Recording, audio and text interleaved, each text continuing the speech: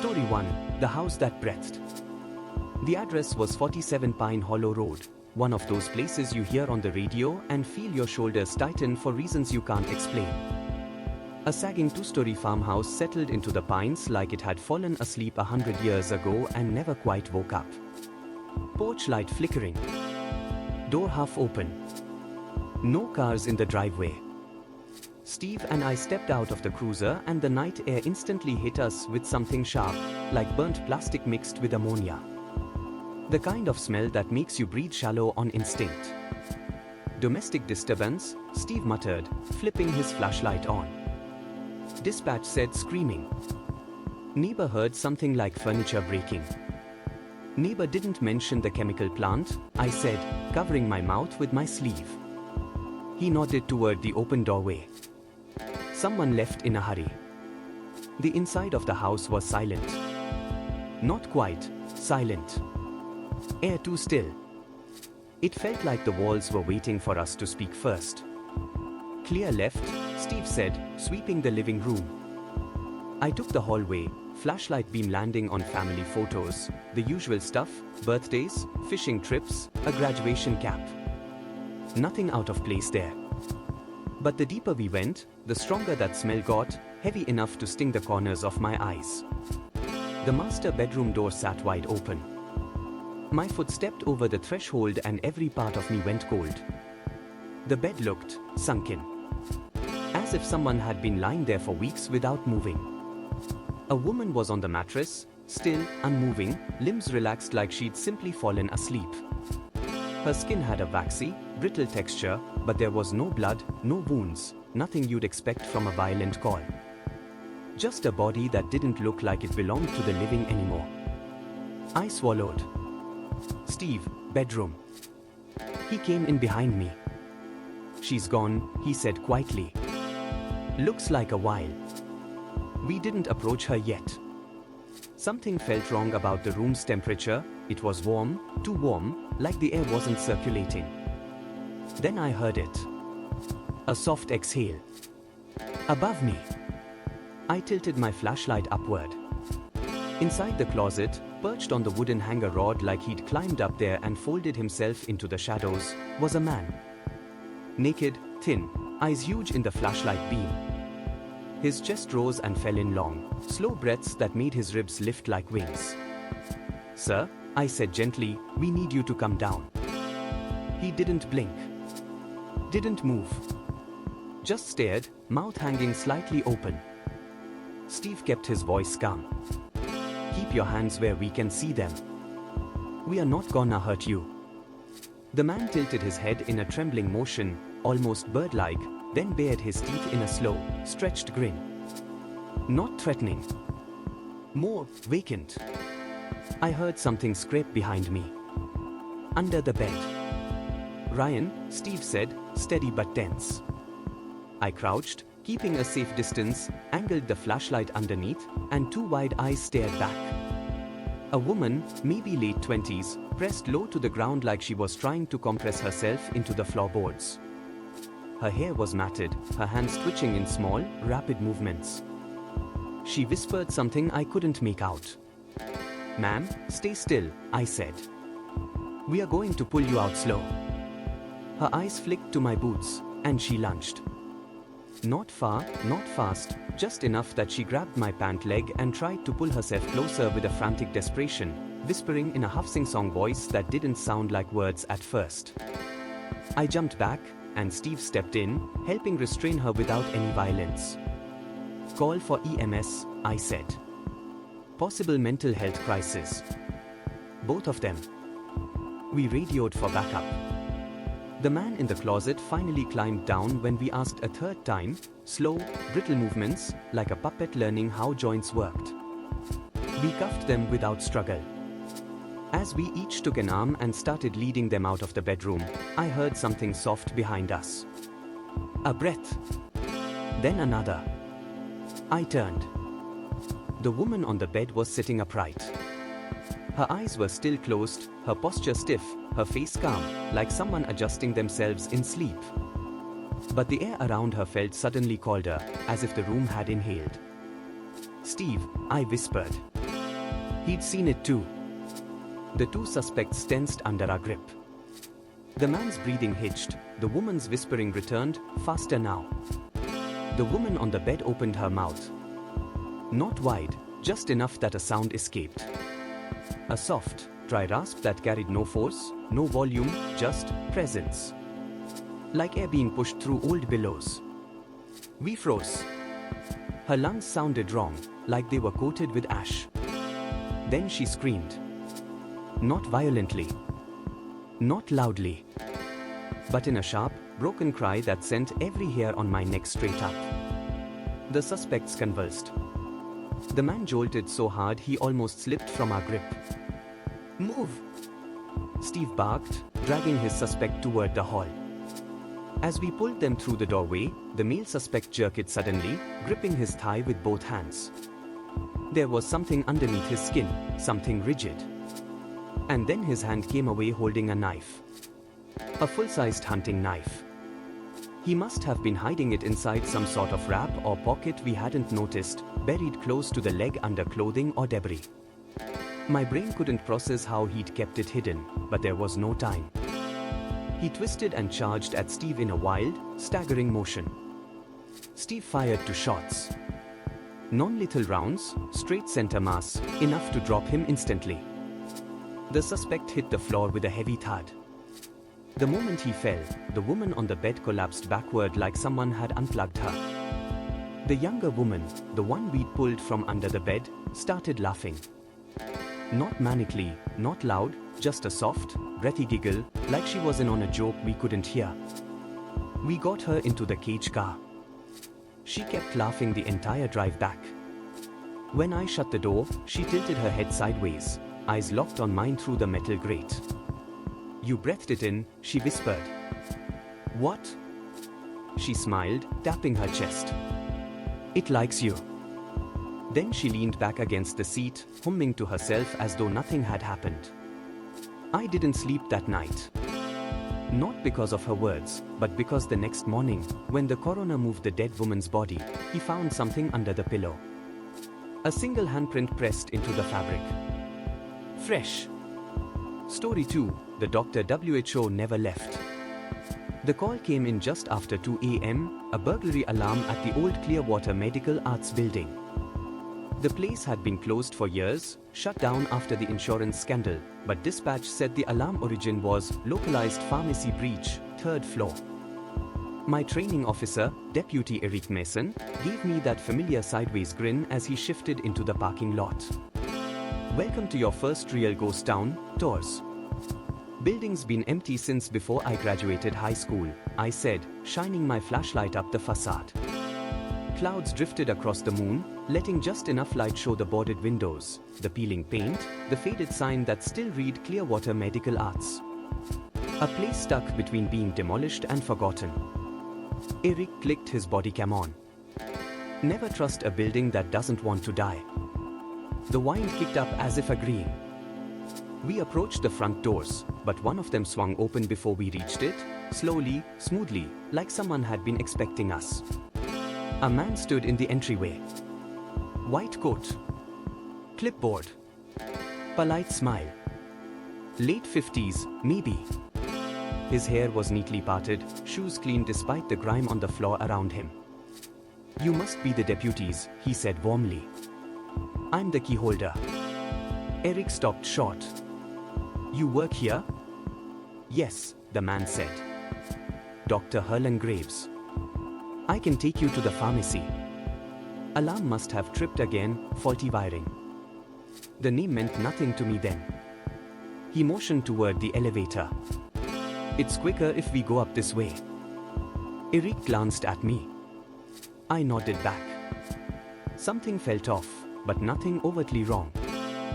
People held keys to condemned buildings all the time, sometimes property managers, sometimes medical record custodians. We stepped inside the elevator. There was no music. Just the faint hum of machinery and a fluorescent flicker overhead. Dr. Graves tapped the 2nd floor button. Pharmacy storage is down the hall. I watched his reflection in the metal doors. He didn't breathe the way most people do, No rise in the shoulders, no shifting posture. Just stillness. The elevator doors opened with a soft ding. Second floor. Hall lights flickered in a slow rhythm, like they were waking up after years of sleep. Dr. Graves stepped out first. He guided us through 3 different offices. Each suite looked identical: dusty counters, overturned chairs, old prescription posters curling at the edges. Nothing dangerous. Nothing criminal. But as soon as we left each room, I heard a gentle click behind us. The doors locking. All of them. Doctor, I asked lightly, are the locks automatic? Oh yes, he said pleasantly. Security feature.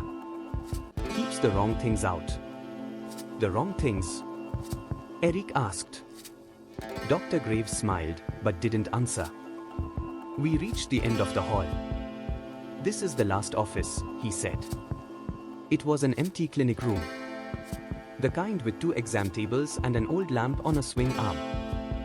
The air smelled faintly of antiseptic that shouldn't have been lingering after so many years. Eric checked the cabinets. Nothing disturbed. I scanned the corners, gently nudging aside a rusted wheelchair. Looks clear. We stepped back into the hallway. Every door behind us, the ones that had locked, was now standing open. Wide open. A cold chill slid up my spine. The overhead lights were shutting off one by one, starting from the far end of the corridor and moving toward us like falling dominoes. Eric whispered, "Doors, stay close." The lights kept dropping out in a straight line. Click, dark. Click, dark. Click, dark. Coming closer. I clicked my radio. Dispatch, Unit 7-2. We need backup at Clearwater Medical Arts, possible intruder manipulating building systems. Static. Then a chorus of children's voices, overlapping, whispering through the speaker. You let us burn. I froze. Eric grabbed my arm. It's interference. Ignore it. But the voices repeated, louder, more insistent. You let us burn. You let us.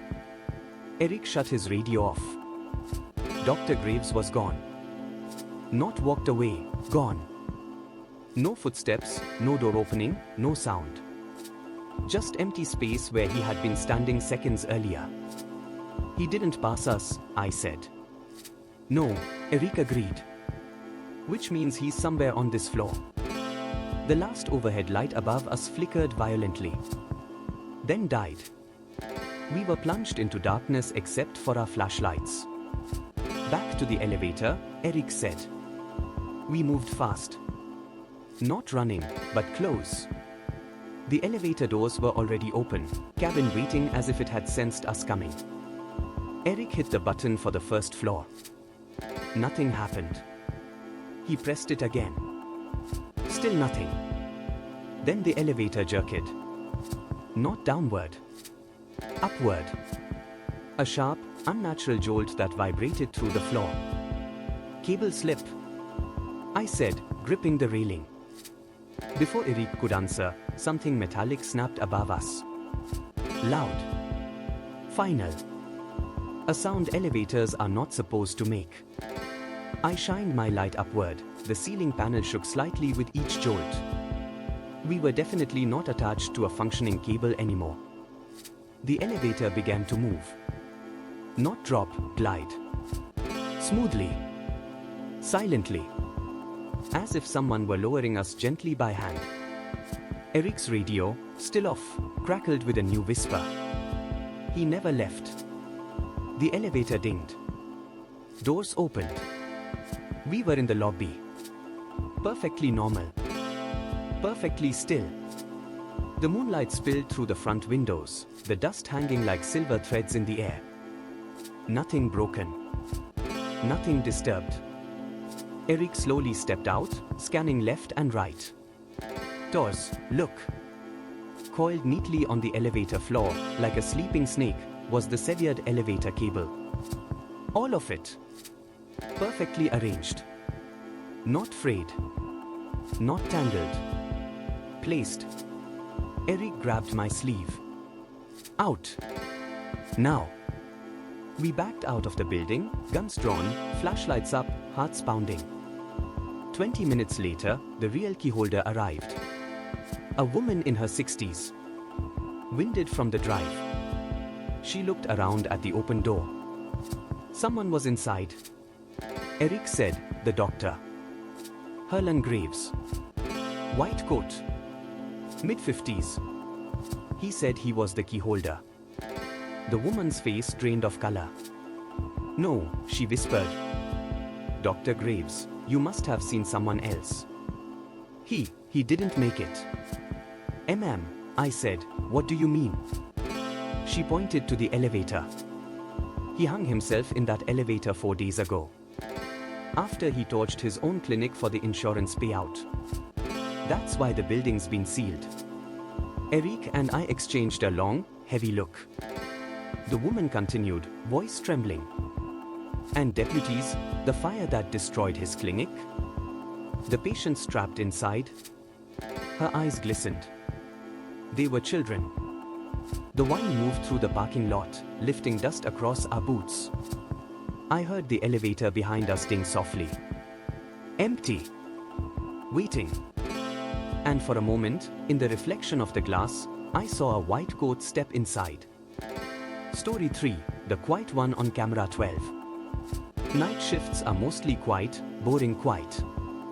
You learn the rhythm of things, drunk drivers after midnight, fire alarms around 3 a.m., domestic disputes around 4. The whole town moves in patterns. But the station's security cameras, those don't follow patterns. Especially camera 12. Camera 12 is mounted over the narrow back hallway that leads to the evidence room. Nothing back there but a long linoleum corridor, 4 locked doors, and a vending machine that's been empty since last year. If a mouse runs through, you'll see it. If a moth flies by, you'll see that too. Which is why what I saw last Tuesday didn't make sense. It started around 2:43 a.m. I was alone in dispatch, half asleep, sipping bad coffee when the monitor for Cam 12 blinked. Just a glitch at first, static crawling across the image like frost. Then the feed sharpened. And there she was. A girl standing perfectly still in the hallway. Long dark hair. Bare feet. Plain hospital gown. Leaning slightly to one side like she wasn't used to standing upright. Her face was angled away from the camera, head tilted like she was listening for something far away. My first thought was, escaped patient from County General. Happens sometimes. Confused adults or teens wander out and show up wherever their panic takes them. I keep the radio. Unit 3-1, this is dispatch. Possible juvenile female in the station's rear hall. Can someone check? Deputy Holt responded immediately. Copy. I'm on the south side. I'll be there in 30 seconds. I watched the feed. She didn't move. Didn't shift. Didn't blink. Just stood there, head tilted. Listening. I hit rewind to check if she'd walked into frame. She hadn't. 1 second the hallway was empty. The next, she was standing there. I felt a chill crawl up my neck. Another blink of static. The girl's head turned slightly toward the camera, toward me, but her hair covered her face. I leaned closer to the screen. Come on, Holt, I muttered. Get there.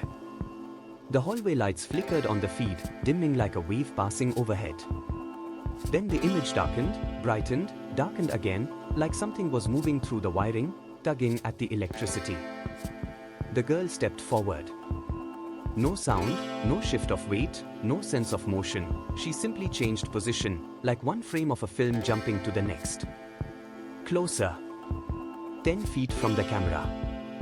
Her hair parted just enough for me to see a sliver of cheekbone and the corner of her mouth. She wasn't smiling. But the shape of her mouth was wrong. Like someone had drawn it slightly too wide. The hallway lights flickered again. Holt spoke on the radio. Dispatch, I'm at the hallway. I don't see anyone. I stared at the camera. She was still right there. Holt, I said quickly, she's in front of the evidence room door. You should be looking right at her. Static hissed. Holt paused. Evidence doors closed. Hall is clear. No, Holt, she's... The girl jerked her head toward the camera again, hair sliding across her face like wet thread.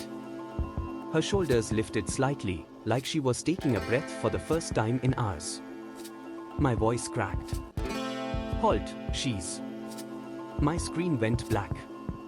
Every camera feed died at once. I pushed my chair back hard enough to roll into the wall.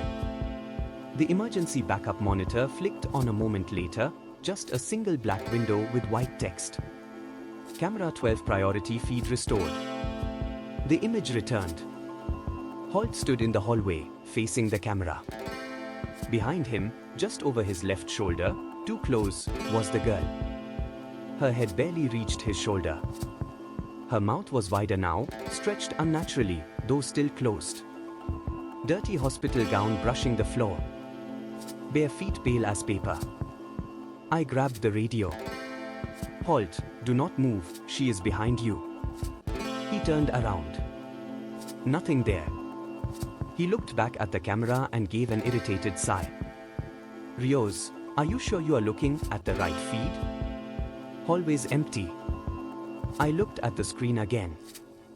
The girl was right in front of him now, inches from his face. Her hair lifted as if underwater. But Holt saw nothing. Rios, he said. You are freaking me out, man. The girl raised one hand. Her fingertips were black. Not painted, charred. Skin cracked like burned wood. I slammed the radio. Holt, get out of the hallway now. His eyebrows shot up. Instinct kicked in. He backed up fast, hand on his weapon, scanning the hall. But she didn't follow him. She just watched him retreat. Or watched me watching her. Then her head snapped toward the camera so violently I heard the plastic housing of the monitor crack in my hands. Her face finally came fully into view. Her mouth. No lips, just a split stretched from cheek to cheek like something had torn it open years ago and it healed wrong. No blood, no gore, just a deep, impossible line. She whispered something. The audio feed wasn't on, but the movement of her jaw made one word unmistakable. Quiet. The monitor cut out. Every screen went dark. I sat alone in dispatch, the power humming in the walls, my heart going wild. 30 seconds later, Holt burst through the door, breathing heavily. Rios, what the hell happened? The whole hallway just went cold. Like a freezer. Before I could answer, every camera blinked back online at once. All normal. All except camera 12. Camera 12 showed the empty hall. And the vending machine at the end, the one that hadn't worked in a year, suddenly lit up bright white. Inside, behind the glass, was a single item. A folded hospital gown. The girl was gone. Holt and I searched the entire building. Nothing. No forced entry. No footprints. No signs of anyone living. But when we reviewed the system logs, one entry was stamped over and over, hundreds of times, clogging the internal memory. Room 12, patient discharged. We don't even have a room 12 in evidence. We don't have patients. We don't have hospital records. We don't have anything that explains her. But every night since then, around 2:43 a.m., camera 12 flickers. Just for a moment. Long enough for me to see the silhouette of a small figure standing in front of the evidence room door. Listening. Waiting. Quiet. Story 4, The Circle on County Road 409. You don't stay in uniform for 30 years because you are brave. You stay because you get good at pretending you are not afraid. I used to think that. Then I met the Circle on County Road 409. It was late September, almost a year after Pine Hollow Road, the night that first pushed my nerves to the breaking point. I hadn't quit, though Steve kept telling me I should. He said I'd earned peace. Peace? I don't think I would recognize it anymore. The shift started normal. Coffee at the station. Small talk with Ters and peers. I could feel retirement breathing down my neck, 6 weeks away. The guys were taking bets that I'd stay another year. Steve said he'd handcuff me and walk me out on my last day just to make sure I didn't change my mind. Around 1:17 a.m., I was patrolling the back roads alone. Piers had taken Highway 12, Mia was on town duty, and Steve was handling a DUI north of the river. Calm night. Stars bright. Forest quiet. I was just passing the mile 41 marker when something broke the tree line, a figure sprinting across the ditch and into the pines. Not a jogger. Not a lost hunter. Too fast. Too sudden. I hit the brakes and stepped out with my hand on the holster. Clearwater County Sheriff's Office, I called out. Show me your hands. No answer. Just the wind pushing through the trees like a slow breath. My spotlight cut across the pines in long white arcs. The forest seemed to swallow the light. My boots crunched over needles and dry dirt as I moved deeper in, calling out again. That's when I heard it. A shuffle behind me. Then another. Then 12 sets of feet stepping into place. I spun around. They were standing in a perfect circle. 12 figures. Silent. Masked. The masks were featureless white, smooth, pale, too bright in the moonlight. Every mask had a single red handprint across it. Not painted. Smeared. 6 held fire access. 1 dragged a chainsaw across the ground. The rest stood empty-handed, heads tilted like curious animals. My gun shook in my hands. 30 years on the job and I'd never felt fear like that. Not even at Pine Hollow. The one in the center, the only one not holding a weapon, took a step forward. White mask. Red handprint. It tilted its head, slow and deliberate, like it was studying me. Then it spoke. Not in its own voice. In my mother's. Ryan, it said softly, exactly like she used to wake me up for school. You weren't supposed to be in uniform tonight. My stomach dropped. I felt 14 again. Small. Unprepared. Show me your hands. I shouted, but my voice cracked. God. I hated that. All 12 figures stepped forward at the same time. 1 step. Perfect synchronicity. The sound of it, the collective crunch of pine needles, was too precise to be human. I fired 1 warning shot into the dirt. They didn't flinch. Didn't react. Just stared. The chainsaw figure flicked the pull cord once. VRMM. Not enough to start it. Just enough to threaten. Something in my brain snapped. Self-preservation overrode training. I bolted. Sprinted through the trees, branches slapping my arms, lungs burning. I practically dove into my cruiser, slammed the door, jammed the gear shift into drive. The spotlight caught them as I peeled out. The entire circle closing in around the exact patch of dirt where I'd been standing, moving with airy smoothness like they were completing a ceremony interrupted. My radio crackled to life. Unit 12? Ryan? You okay? Where are you? Steve's voice. I swallowed hard and forced myself to breathe. This is Caldwell. My voice sounded far away. I need all units on CR 409. Now. The forest blurred as I sped back to the road.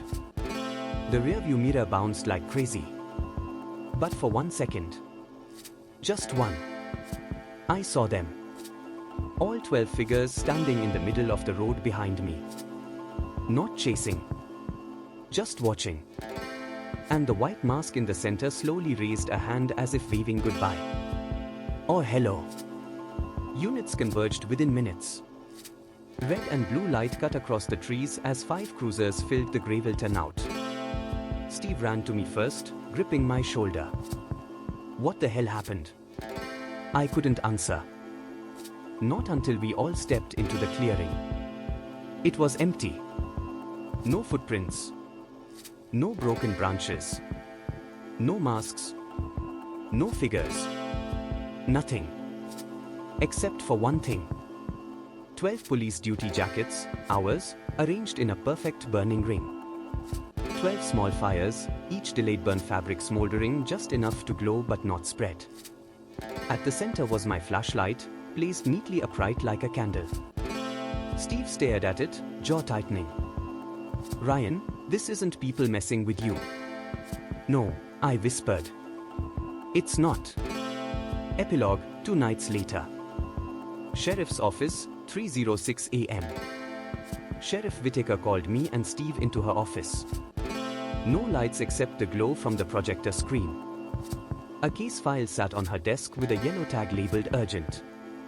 She played 4 video feeds at once. Pine Hollow. The clinic. The Pay and Save. County Road 409. And in every file. Every single one. There was a frame where the background flickered, barely noticeable. A white mask. A red handprint. Watching. For exactly 1 frame. Whitaker paused the videos and turned to me. Her voice was flat. Whatever this is, it's been stalking this department for over a year. And it just missed its shot at you. She slid the case file toward me. Which means it's angry. The top photo.